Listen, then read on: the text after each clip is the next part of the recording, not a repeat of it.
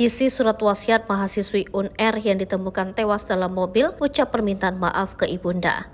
Nasib tragis dialami mahasiswi UNR jurusan kedokteran hewan.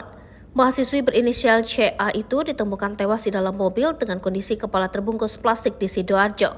Hingga saat ini, polisi masih belum bisa memastikan penyebab kematian korban. Kendati demikian, polisi mendapatkan petunjuk soal kematian korban dari surat wasiat yang ditinggalkannya. Dikutip dari Kompas.com, Kasat Reskrim Polresta Sidoarjo, Kompol Tiksnarto Andaru Rahutomo mengatakan, korban CA warga kota Kediri ditemukan tewas di apartemen kawasan Tambak Oso, Waru, Sidoarjo. Awal ditemukannya jenazah CA karena ada 2 orang petugas keamanan tengah berkeliling apartemen. Lalu mereka curiga melihat mobil Jazz hitam bernomor polisi AG1484BY terparkir di sekitar apartemen pukul 5:30. Selanjutnya, kedua petugas tersebut memastikan jika perempuan di dalam mobil itu sudah meninggal dunia.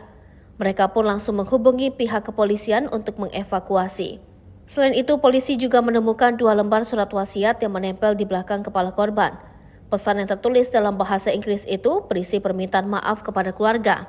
Ia ada surat kurang lebih tentang ada permasalahan hidup pakai bahasa Inggris, kemudian permintaan maaf kepada saudara, kakak, adik, dan ibunya, ujar dia.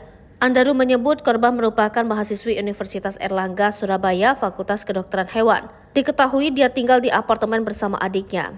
Saat ini jenazah perempuan itu tengah menjalani pemeriksaan di Rumah Sakit Bayangkara Polda Jawa Timur untuk mengetahui motif tewasnya mahasiswi tersebut.